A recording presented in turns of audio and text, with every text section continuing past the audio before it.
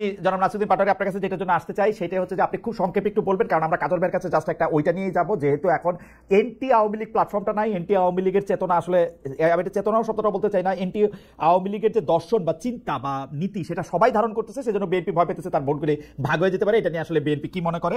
জনাব নাসিরউদ্দিন পাটোয়ারী, আমার প্রশ্ন হচ্ছে যে আপনারা যখন দল গঠন করেন বা দল গঠন করার আগেই আর্থিক স্বচ্ছতার বিষয়ে আপনারা আমাদেরকে অনেক প্রতিশ্রুতি দিয়েছিলেন, ওয়েবসাইটে সেটি উঠবে, কে আপনাদেরকে চাঁদা দিচ্ছে কে দিচ্ছে না সেটির আসলে কতদূর আপনারা এনসিপি থেকে, যারা এনসিপির কেন্দ্রীয় নেতা আছে তারা বেতন নেন কিনা? যদি বেতন না নেন তাহলে আপনাদের চলে কিভাবে, আপনারা কিভাবে আপনাদের পেশাগত মানে জীবন কিভাবে নির্বাহ করেন? জনাব নাসিরউদ্দিন পাটোয়ারী, আর্থিক স্বচ্ছতা। অনেকগুলো ভালো কোশ্চেন আপনি করেছেন, যেগুলো নিয়ে পিপলের মধ্যে একটা কনফিউশন রয়েছে। তো আমি প্রথমে যেটা, যে বাংলাদেশে এন্টি আওয়ামী লীগ না, এটা আপনার কাছে প্রশ্ন না, এটা কাজল ভাইয়ের কাছে প্রশ্ন না, এটা আমাকে 30 সেকেন্ড বলতে দিতে হবে। জি জি, যেটা হলো নাই বলতো বিএনপির ভোট ব্যাংকটা এখানে কমে গেছে। হ্যাঁ, আরেকটা জিনিস হলো, বাংলাদেশে কি এখন জিয়াউর রহমান খাল যে খালগুলো কাটছে এগুলো কি আছে?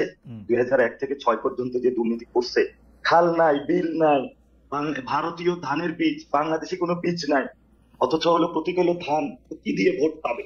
এই জন্যই আমি বলি সেটা নিয়ে আরেকদিন টক শো করব না, জনাব পাটোয়ারী, সেটা আরেকদিন টক শো করব না, আরেকটা দিন করব না। আপনি শুধু এনসিপির বাংলাদেশে বিএনপির হলো সমর্থক। আমি যেটা স্টাডি করলাম, 75 থেকে পরবর্তী জিয়াউর রহমান দল গঠন করলেন, খালেদা জিয়া আসলেন, 90 ওনারা গণঅভ্যুত্থানের নেতৃত্ব দিয়েছিলেন 1 থেকে 6 পর্যন্ত। 25-30 উপরে ওনাদের ভোট নাই। 25-30 হলে তো 90টা আসনে হয়।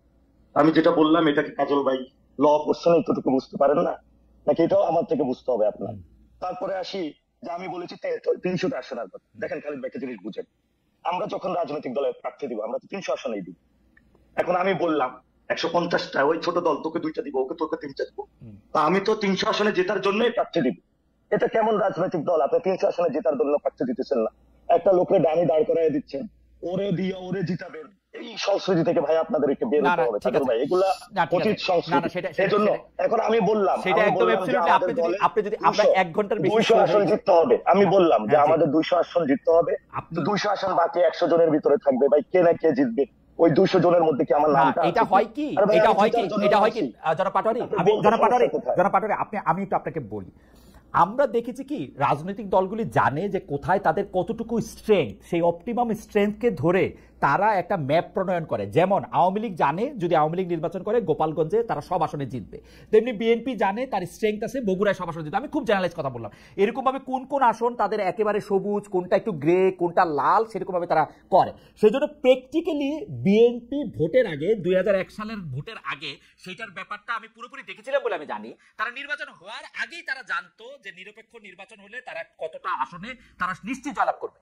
মাঠের তো আসে সেরকম ভাবে সেটা বলে আর কি। ঠিক আছে, আমরা আরেকদিন কথা বলবো না, জনাব পাটোয়ারী আরেকদিন কথা। এরকম বিএনপি এই ডেটা ভিত্তিক ভোটের ম্যাপিংটা স্মার্টলি আসলে আওয়ামী লীগের আগে শুরু করেছে, মানে ডিজিটাল বাংলাদেশ ডিজিটাল হওয়ার আগে শুরু করেছে, যেটাকে হাওয়া ভবন কেন্দ্রিক যেটা 2001 সালে বলা হয়, সেই ডিজিটাল ম্যাপিংটা সেটা এখানে জানি খালিদ ভাই, এগুলো জানি কোন এজেন্সির মাধ্যমে করছে এগুলো আমরা জানি। জি, এখন তারা ওই এজেন্সিগুলোকে হায়ার করতেছে তাও আমরা জানি। ফ্যান্টাস্টিক। আপনি যদি আপনাদের দলের কথা এখন হলো আপনাদের দলের কথা, হ্যাঁ, এখন হলো যে ভারতীয় যে বিজেপি যেটা বলেছিল, জনসংঘ যখন ছিল অথবা জনদলটা যখন ছিল, জনদল কয়টা আসনে চিন্তা করেছিল, এবং 1990 সালের আগে বিএনপির কি অবস্থা, প্রার্থী দিতে প্রার্থী খুঁজে পাওয়া যায়, কিন্তু তাদের একটা স্বপ্ন ছিল, জিয়াউর রহমান স্বপ্নটা দেখিয়েছিল।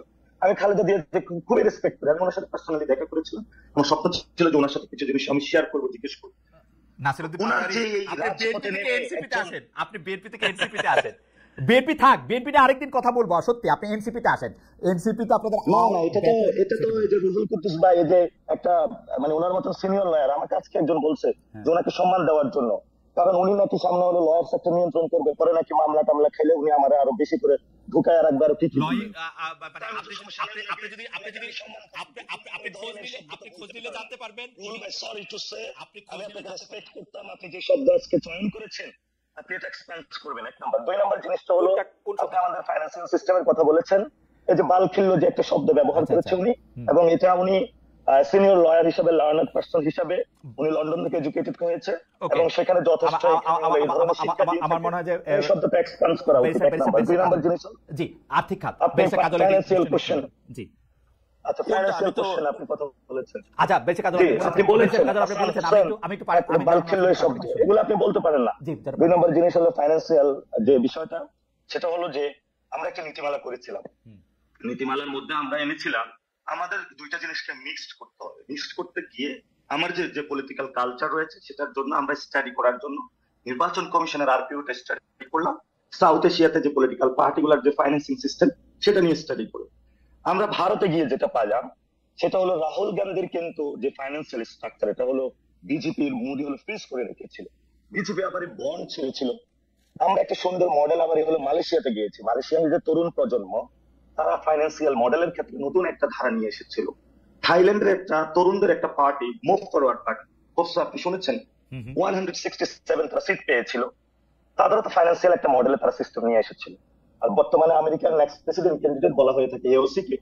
এওসি একজন বারটেন্ডার ছিলেন, খুবই স্ট্রাগল লাইফে ছিলেন, তার ফাইন্যান্সিয়াল ক্লিয়ারেন্স খুবই স্ট্রং।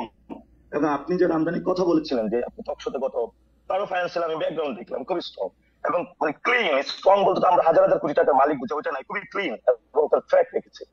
তা আমরা যখন দল গঠন করলাম আমরা খুবই একটা চিন্তার মধ্যে পড়ে গেলাম যে স্ট্রাকচার গুলোতে বিভিন্ন দল, বিভিন্ন বিএনপির এমপি গুলো অফার করতেছিল যে আমাদের সাথে আসো, ব্যবসা করো, কোথায় থেকে ইলেকশন করবা, কি করবা, দল চালাবা কিভাবে, বিভিন্ন দেশ আমাদেরকে বলতেছে, বিভিন্ন গোয়েন্দা সংস্থা বলতেছে। আমরা বলছি নো, আমরা কোনোটাতে যাব না। তখন আমরা ইয়েল ইউনিভার্সিটি, এমআইটি ইউনিভার্সিটি এবং ওয়ার্ল্ডের যারা বাংলাদেশি ডায়াসপোরা আছে তাদের সাথে যোগাযোগ করলাম, how can I solve this matter. তারা আমাদেরকে একটা ফাইন্যান্সিয়াল মডেল বানিয়ে দিয়ে দিল। আমরা সেই ভিত্তিতে গিয়ে আমাদের সেই রিসার্চ বেসড যে ফর্মটা আছে আমরা সেটা অবমুক্ত করলাম। আমরা ক্রাউড ফান্ডিং এ গেলাম, আমরা টি শার্ট, ব্যাগ বিভিন্ন জায়গায় জনগণের কাছে গেলাম। অর্থাৎ আমরা যেহেতু এখনো আর্মির এস্টাবলিশমেন্ট ভাঙতে পারি নাই, আমাদের ব্যুরোক্রেসির এখন এস্টাবলিশমেন্টের যেটা আওয়ামী এস্টাবলিশমেন্ট ভাঙতে পারি নাই এখনো, মিডিয়ার এস্টাবলিশমেন্ট ভাঙতে পারি নাই এখনো, অর্থাৎ এগুলোকে চেঞ্জ করতে পারি নাই। আমরা এই জন্য হলো জনগণমুখী হলাম, এই জন্য আমরা ফাইন্যান্সিয়াল রাইট রাইট সেগুলো সেটা ওয়েবসাইটে প্রকাশ করার কথা ছিল, সেটা কি আপনারা করতেছেন? জি, আমাদের ওয়েবসাইটে আপনার ট্র্যাকিং এ সবগুলো বিষয় আছে। সেখানে হলো আমরা আবার জনগণকে একটা জিনিস হিসাব মিলিয়ে দিতে, অর্থাৎ আমাদের ডেবিট ক্রেডিটটা মিলিয়ে দিতে, এটা হলো আমাদের কাছে আমাদের। জি, সেটা আপনারা দিচ্ছেন। ওকে, আর আপনারা এটা হলো ডেভেলপ হচ্ছে আমাদের, মানে যত টাকা উঠতেছে, মানে আমাদের যত অ্যাকাউন্ট থেকে ঢুকতেছে সেই জিনিসটা কত খাতে কোথায় খরচ হচ্ছে আমাদের ওয়েবসাইট হলো দুই পাশে থাকবে। সেটা কি নতুন টাকা নাকি আপনারা রূপায়ণে যে বিল্ডিং আছেন সেটার ভাড়ার টাকা, আপনারা যে ইফতার পার্টি করছেন সেটার টাকা? ভাই আপনি যে এক একটা কথার মধ্যে এলিগেশন দিয়ে থাকেন, আমরা সেগুলিও কি আপনারা দিবেন কিনা ভাই? সেগুলো আপনারা দিবেন কিনা, ওয়েবসাইটে থাকবে কিনা যে আপনারা এই ভাড়া টাকাটা কিনে দেন? রূপায়ণ টাওয়ার, এখন রূপায়ণ টাওয়ার বললে পিপলের একটা পারসেপশন সৃষ্টি হয়, অনেক রিকশাওয়ালা আপনারা যেভাবে প্রতিক্রিয়া জানান সেই কারণে পারসেপশন সৃষ্টি হয়। পাটোয়ারি যেভাবে প্রতিক্রিয়া জানান, এটা যদি খুব স্বাভাবিকভাবে নিতেন যে হ্যাঁ বাড়ি ভাড়ার টাকা যেখান থেকে দিয়েছেন দিব, কিন্তু এটা হচ্ছে কি আপনারা একদম ছেদ করে উঠেন। এই আওয়ামী লীগের লোকদের এরকম ছেদ করে উঠতে দেখতাম, যাই জিজ্ঞেস করতাম আপনি গাড়ি পাইলেন কই, আপনি গাড়ি পাইলেন কই, ছেদ করে উঠলো। ছেদ করে উঠেন না, বাড়িটা তো ভাড়া নিছেন, বাড়িটা তো ভাড়া নিছেন, ভাড়ার টাকাটা প্রকাশ করবেন কিনা? রেটরিক নেবেন না, এটা হলো আপনার প্রতি রিকোয়েস্ট। আচ্ছা, রেটরিক না, বাড়ি ভাড়ার টাকাটা দিবেন, যে এখানে পার্টি অফিস আছে সেখানে টাকাটা দিবেন আপনারা, মানে প্রকাশ করবেন। জি, আমরা ভাড়া দিচ্ছি, সেটা প্রকাশ করবেন কিনা? আপনারা বলছেন যে আপনাদের আর্থিক সকল স্টেটমেন্ট সবার সামনে উন্মুক্ত থাকবে, সেটা থাকবে জি, আমরা প্রকাশ করব। কবে থেকে থাকবে? আমরা প্রকাশ করব। আমরা ফাইন্যান্সিয়াল এখানে যে বিষয়টা হয়েছে, যিনি এই আমরা যে জায়গায় আমাদের অফিসটা আছে, যিনি ওইটার মালিক উনিও বিএনপির সাথে সংশ্লিষ্ট, খুবই ভদ্রজন পারসন, মানে পচা বিএনপি না, ভালো বিএনপি। উনি বলছেন আমার পরিচয় ওইভাবে পাবলিশ করিও না, মানে ওনার পরিচয়টা তো আমার গোপন রাখতে হবে। উনি যেহেতু আমাদের কাছে রিকোয়েস্ট করছেন, তাকে আমরা পারমানেন্ট করতে চাই, এই তারিখের মধ্যে আপনারা এটা জনগণের কাছে প্রকাশ করবেন। আমার কোনো উৎসাহ নাই, আমরা আগামী এক সপ্তাহের মধ্যে আমাদের চ্যাটটি ফাইন্যান্সিয়াল যিনি পার্টি গঠন হওয়ার পর থেকে এখন পর্যন্ত আপনাদের আয় ব্যয়ের হিসাবটা আপনারা জনগণের কাছে প্রকাশ করবেন, তাই তো? জি, আমরা এটা পাবলিশ করে দিই। আচ্ছা, আপনারা কি কোনো বেতন নিতেছেন কেন্দ্রীয় নেতারা? এই আমাদের এখানে একটি কথা এসেছিল যে মানে জামায়াত ইসলামীর বাংলাদেশের যে মডেলটা, এটাতে হলো মানে তাদের একটা বরাদ্দ থাকে, আবার বিএনপির এটা হলো বুর্জোয়া পলিটিক্সের এই ক্ষেত্রে হলো পার্সন টু পার্সন এই জিনিসটা মেনটেন করে, আর বড় ভাইকে হলো বিভিন্ন জায়গা থেকে চাঁদা করে দেয়। তো সেই জন্য আমরা চিন্তা করছি যে আমরা আইডিয়া কেন্দ্রিক রাজনীতি করবো, এখানে কোনো ভাইয়ের রাজনীতি করবো না, কোনো প্রবাসী ব্যক্তির রাজনীতি করবো। সেই জায়গা থেকে আমরা বলেছিলাম এই ধরনের কোনো ফেলোশিপ প্রোগ্রাম চালু করা যায় কিনা। সেখানে আমাদের একটা প্রপোজিশন এসেছিল যেটা বিভিন্ন কান্ট্রিতে আছে। তো আমরা আবার সেটার ক্ষেত্রে আরো একটা কনসিডারেশনও নিচ্ছি, যদি ফেলোশিপ দিয়েই থাকি অনেকে আবার এটার উপরে ডিপেন্ডেন্ট হয়ে পড়বে। অনেক লোক ওকে হার্ট থেকে তো রাজনীতি করতে চায়, মানুষের ভরসা থেকে তো ওই জায়গাটা করবে না। How can I solve this? এটার জন্য আমরা আবার আরেকটা রিসার্চ আমাদের ঢুকতে হচ্ছে।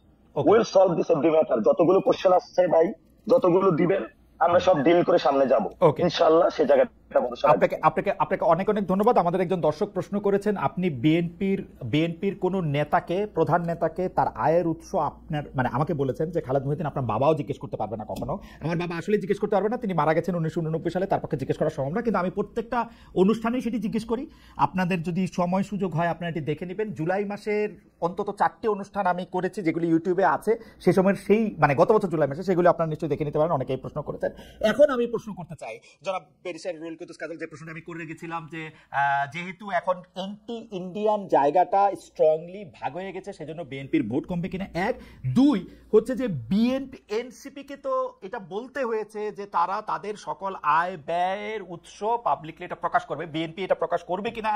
এক নাম্বার কথা, আমি বিএনপির ওয়েবসাইটে প্রতিদিন যাই, আমি এরকম কোনো কিছু লক্ষণ দেখি না। এবং বিএনপির শীর্ষ নেতারা কিভাবে জীবন নির্বাহ করেন, আমি যেমন গত প্রধানমন্ত্রীর মন্ত্রী পরিষদকে প্রায় জিজ্ঞেস করতাম যে তারা মানে ফার্স্ট ফ্যামিলি অর্থাৎ শেখ হাসিনা এবং তার ছেলেমেয়েরা কোনো ধরনের ব্যবসা বাণিজ্যের সাথে যুক্ত কিনা, তাদের আয়ের উৎস কি, তেমন ভাবে আপনাদেরও জিজ্ঞেস করতে চাই যে আসলে মানে জনাব তারেক রহমানের আয়ের উৎস আসলে কি। আপনি বাংলাদেশের সবচেয়ে, আমার ধারণা এখন সবচেয়ে বেশি আয় যারা করেন সেই আইনজীবীদের একজন, আপনি জানেন যে আয় এবং ব্যয় কাকে বলে, এটা কি রকম ঘটনাটা, এটা যদি বলেন আমাদেরকে।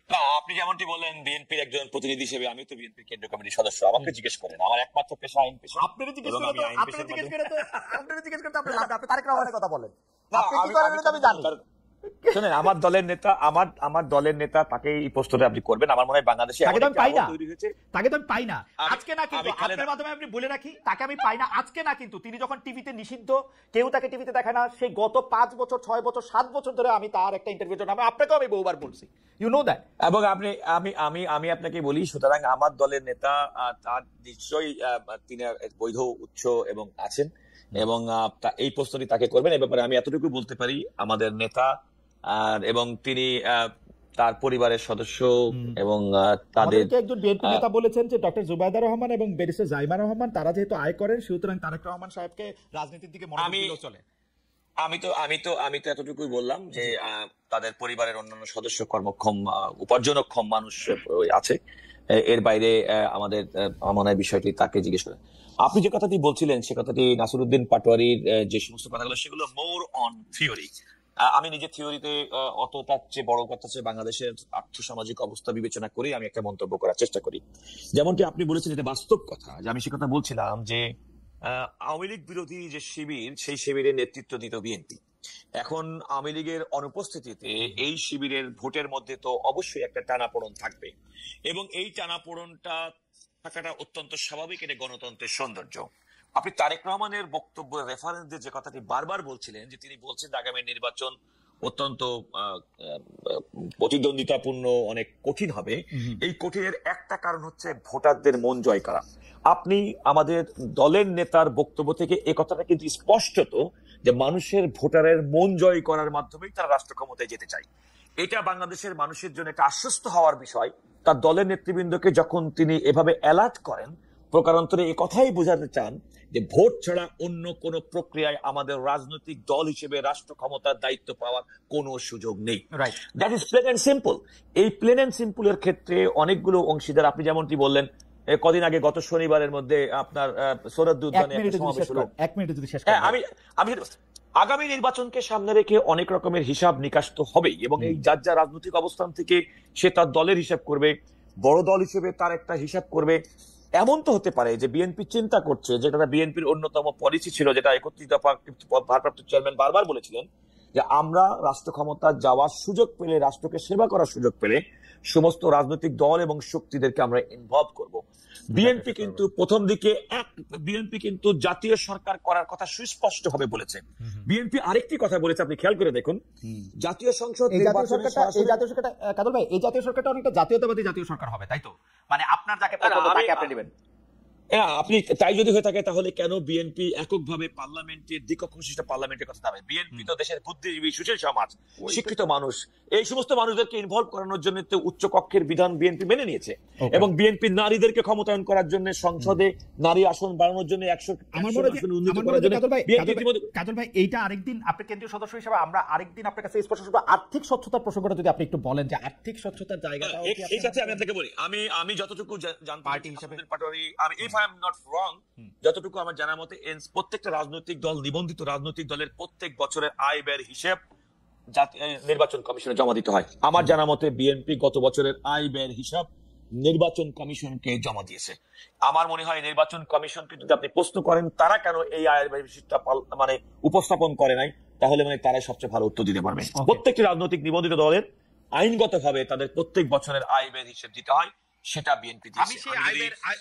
আমি সেই আয় ব্যয়ের হিসাব মোর অর লেস 98 সাল থেকে আমি পরীক্ষা করতেছি। সেই আয় ব্যয়ের হিসাবটা যতটুকু বাংলাদেশের নির্বাচন কমিশনের আরপি অনুসারে যতটুকু দিতে হয় ততটুকু এটা পরিষ্কার না। যেমন আমি এখনো জানি না ওই এত হিসাব করার পর যে আসলে বিএনপি নেতারা কি করেন আমি বুঝি না। কিন্তু একটা ব্যবসা লিখে রাখেন কেন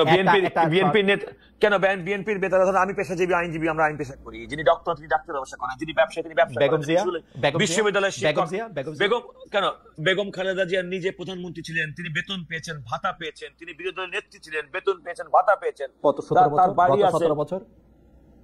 বেগম খালেদা জিয়া গত 17 বছরে তার রাজনৈতিক দলের নেতা কর্মী সমর্থক, তার নিজের আয়, তার কি সন্তান আছে, সমস্ত কিছু আছে বেগম খালেদা জিয়ার আয়। অ্যাবসলিউটলি আমরা এই জিনিসগুলি জনাব তারেক রহমান এবং বেগম খালেদা জিয়া এই আরেকটা কথা বলি, আমি একটা কথা বলি, খালেদা জিয়া তো বাংলাদেশের একজন আয়করদাতা। রাইট। আপনি যদি এইভাবে বলেন তাহলে আপনি যদি কোনো কারণে বাংলাদেশের একজন নাগরিক হিসেবে, প্রথম শ্রেণীর নাগরিক হিসেবে যিনি আয়কর প্রদান করেন, তো তিনি তো তার আয়ের উৎস আয়কর বিভাগের কাছে সুস্পষ্ট ভাবে বলেছেন এবং সেটা সেখানে সংরক্ষিত আছে। সুতরাং আইনি প্রক্রিয়ার মধ্যে ওইটা প্রিভিলেজ, যিনি ট্যাক্স দেন। No, it's open. না, এটা ওপেন। আপনি যখন নির্বাচনে দাঁড়াবেন তখন আমি সেটাই বলছি। আমি কিন্তু বেগম খালেদা জিয়াকে নির্বাচন করেননি, প্রত্যেকটা নির্বাচন আমি গত 17 বছর করেন নাই, তো গত 17 বছর তো করেন নাই, সেই জন্য বলতেছি গত 17 বছর বেগম খালেদা জিয়াও করেন নাই, তারেক রহমান সাহেবও করেন নাই। বেগম খালেদা জিয়া বিগত 17 বছর যে ধরনের নির্যাতন নিপীড়নের শিকার হয়েছে। এই যে কাজল ভাই আপনি কিন্তু আমাকে ট্রাবলে ফেলতেছেন। এখন বিএনপির লোকেরা আমাকে একটা এন্টি বিএনপি কোয়া এখন একটা মানে আমি বলছি না, আমি বলছি বেগম খালেদা জিয়া এখন আমাকে আমার মনে হয় যে আমার প্রশ্নটা আপনি বুঝতে পারছেন যে এটা যদি মানুষের সামনে থাকে মানুষ এটা দেখে নেবে। আমরা একদম শেষ পর্যায়ে আছি। কাজল ভাই আপনার অনেক ধন্যবাদ। আমি একটু জনাব নাসির পাটোয়ারির কাছে 40 সেকেন্ডের জন্য যেতে চাই। জনাব নাসির পাটোয়ারি, এই আগামী নির্বাচনটা মানে এটা একটা মানে জ্যোতিষী ধরনের প্রশ্ন, কিন্তু আমি আপনার মানে আপনি তো আর সত্যি বলতে পারবেন না, কিন্তু আপনার গেস্টটা আমি শুনতে চাই যে আপনি মনে করেন কবে নির্বাচনটা হবে। কেউ বলেন ডিসেম্বরে হবে, সেটা থেকে অবশ্য শুনে এখন ফেব্রুয়ারি আসছে, কেউ বলেন এপ্রিলে হবে, কেউ বলেন এপ্রিলে হবে না, তারপরে হবে। আপনার কাছে কি মনে হয়? এটা আপনার কাছে শেষ প্রশ্ন আমার, মানে জাস্ট তারিখটা মানে কেন মনে হয় সেটা আরেকদিন শুনবো। যদি কোনো বড় ঘটনা না করে ফেব্রুয়ারি ইলেকশন হয়ে যাবে, যদি বড় কোনো ঘটনা না ঘটে। কারণ এখানে ওই যে জুলাই সনদের একটা বিষয় আছে, সেটা হয়তো বা বিএনপি ছাড় দিচ্ছে। লন্ডনের কথা হয়েছে, পার্সোনাল কথা কি হয়েছে এটা আমরা জানি না, তবে সেখানে দুজনকে যেহেতু হাস্যজ্জ্বল ছবিটা আমরা দেখেছিলাম, তাদের মনে হয়েছিল বোথ পার্টিজ আর কোঅপারেটিভ, ওই জায়গায় মনে হয়েছে যে ফেব্রুয়ারিতে ইলেকশন হবে। ঠিক আছে, বড় ঘটনা না। ঠিক আছে, হোল্ড অন সেকেন্ড আমরা একটু বেশ কাজল আপনার কাছ থেকে একটু জানতে চাই জ্যোতিষী প্রশ্নটা। আপনার কাছে কি মনে হয় ফেব্রুয়ারি, এপ্রিল, তারপরে? না, আপনি কিন্তু খালেদ খেয়াল করে দেখবেন লন্ডনে বিএনপির ভারপ্রাপ্ত চেয়ারম্যান জনাব তারেক রহমানের সঙ্গে ডক্টর মোহাম্মদ ইউনূসের বক্তব্যের পরিপ্রেক্ষিতে লিখিতভাবে স্টেটমেন্ট করে বলা হচ্ছে দুজন সিদ্ধান্ত গ্রহণ করেছেন। আচ্ছা, আপনিও মনে করছেন ফেব্রুয়ারিতে ইলেকশন হবে, তাই তো? আমি এই কারণে মনে করি যে বাংলাদেশের জুলাই আগস্টের গণ বিস্ফোরণের পরবর্তীতে এই দেশের মানুষের কাছে গ্রহণযোগ্য ব্যক্তি হিসেবে ডক্টর মোহাম্মদ ইউনূস রাষ্ট্র দায়িত্ব পালন করছেন এবং তার কথার একটা মূল্য আছে। তিনি যেটা বলেছেন যে নির্বাচনটি হবে এবং সেটি ফেব্রুয়ারি পর্যন্ত লন্ডনে বসে যে যৌথ বিবৃতি,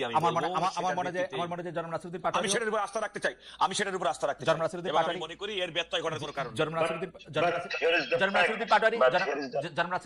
আজকের অনুষ্ঠানে আপনি শেষ কথা বলবেন, আপনি 2 সেকেন্ড না, আপনি 30 সেকেন্ড বলেন।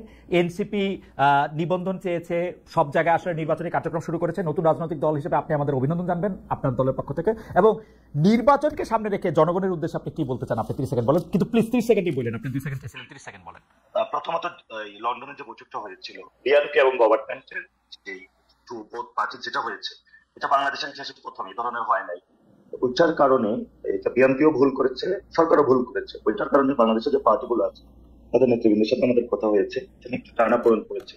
দুই পক্ষে লন্ডনে যে মিটিংটা করেছে নির্বাচনের সামনে এটা রেখে আমি মনে করি এনসিপি যে- ভোটারদের জন্য বা নতুন যারা আপনি দল হিসাবে হ্যাঁ, মানে এটা- জনগণের উদ্দেশ্যে এটা বলেন, তো আপনি এটা আপনি জনগণের আমার উদ্দেশ্যে ধারণা আমাদের এবারে আমার- যোগ সেপার্ট আপনি 30 সেকেন্ড বললেন যোগ সেপার্ট মানে এটা যোগটা একটু বলি। আমার ধারণা এনসিপি যদি কোনোদিন ক্ষমতায় আসে, আওয়ামী লীগের একটা কিন্তু বিএনপি মন্ত্রী থাকতো যার কাজ ছিল খালি বিএনপির সমালোচনা করা, বিএনপির এই করা। জনাব হাসান মাহমুদ এই দায়িত্ব পালন করছেন বেশ কিছুদিন নিষ্ঠার সাথে, হাসানুল হক ইনু কিছুদিন এই দায়িত্ব পালন করছেন। আমার ধারণা এনসিপি ক্ষমতায় আসলে আমার প্রিয় নাসিরউদ্দিন পাটোয়ারী হবেন বিএনপি মন্ত্রী, কারণ উনি সারাক্ষণ বিএনপি সমালোচনা করেন। আমি বিএনপি সমালোচনা না, আমি জাস্ট বলতে চাইতেছি ভোটারদের কাছে এনসিপি বা জনাব নাসিরউদ্দিন পাটোয়ারী কি আহ্বান জানাবেন, আপনি যদি 30 সেকেন্ড একটু বলেন। কারণ নতুন রাজনৈতিক দল হিসেবে না, আমাদের আমি- মনে হয় আমাদের সবার কর্তব্য আমি- এনসিপির আমি ভবিষ্যতে হলে আমি বলি আপনি যেটা বলেছেন, আমি ভবিষ্যতে আমার অনেক কাজ আছে, maybe I have to take the responsibility of আমাদের ডিসিপ্লিনারি। সো আপনাকে আমি আগে একটা ইঙ্গিত দিতে পারি মানে আমি কি বলতে চাচ্ছি। রাইট। আরেকটা যে বিষয়টা আপনি বলেছেন, আমরা মানুষের দুয়ারে দুয়ারে যাচ্ছি, আমাদের যেমন ভোটার কেন্দ্রিক রাজনীতি রয়েছে, আমাদের দেশটা কিন্তু পরিবর্তন হয়নি। ফলত আমাদের ন্যাশন এবং স্টেটের জায়গায় আমরা মনে করি অনেক কাজ করতে হবে। শুধু যদি ভোট পার্লামেন্টে গিয়ে এলাকায় কোন জায়গায় কালভার্ট ব্রিজ হয়েছে, দুর্নীতি, এই জায়গাটা থেকে বের হয়ে আমরা দেশটা পুনর্গঠনের কাজে, সেই জায়গায় যদি এনসিপির ঘরে একটি আসনও না আসে, আমরা এই লড়াইটা যদি চালিয়ে যাই, আমরা মনে করি যে আগামীতে আমরা সরকার গঠন করতে পারবো। এবং পিপল আমাদের কাছে ওই বিষয়টা এক্সপেক্ট করে বা আশা করে। আমরা মানুষের ওই আশার জন্য কাজ করে যাচ্ছি। পুরো বাংলাদেশের মানুষ, আপনারা যারা শুনছেন, বিএনপির লিডারশিপ নয়, যারা বিএনপির নেতা কর্মী, যারা আপনারা নিপীড়িত হয়েছিলেন, আপনাদের যাদেরকে আমরা মুক্ত করে দিয়েছি, লড়াই করে দিয়েছি, আপনাদেরকে আমরা পাশে চাই। রাইট। জামাতের যারা বিভিন্ন নেতা কর্মী, আর জামাতের সবাই জনাব নাসিরউদ্দিন পাটোয়ারী, জনাব নাসিরউদ্দিন এনসিপির সাথে থাকবেন, এনসিপি বাংলাদেশে নতুন ভাবে নেতৃত্ব দিবে।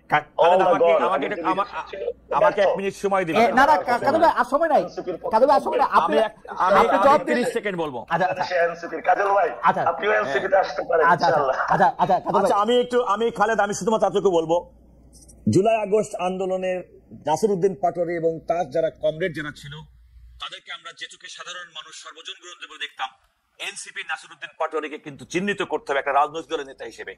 সুতরাং যে সার্বজনীন নেতা 2024 সালের জুলাই আগস্টে ছাত্র জনতার গণ আন্দোলনে তাদের ছিল সার্বজনীন নেতা, তারা এনসিপি রাজনৈতিক দল করার মাধ্যমে তারাও অন্যান্য বেশে রুল কুতুস কাজল, আপনাকে অনেক অনেক অনেক অনেক ধন্যবাদ। অনেক ধন্যবাদ নাসিরউদ্দিন পাটোয়ারীকে সেভাবে অনেক ধন্যবাদ জনাব নাসিরউদ্দিন পাটোয়ারী, আপনাকেও অনেক ধন্যবাদ। জি, আমরা ভাই, আজকে আমি অনেকগুলি বিষয় নিয়ে আজকে আমরা কথা বলেছি। দর্শক, আমরা দুজনকে কথাটাই বলে যাবো আমরা দুজনকে অনেকগুলি বিষয় প্রশ্ন করেছি, অনেক লম্বাও করেছি অনুষ্ঠানটা। ধন্যবাদ, দর্শকরা অনেক ভালো ছিলেন ছিল। আমাদের সঙ্গে। আপনাদের সবাইকে ধন্যবাদ জানিয়ে আজকের অনুষ্ঠান এখানে শেষ করছি।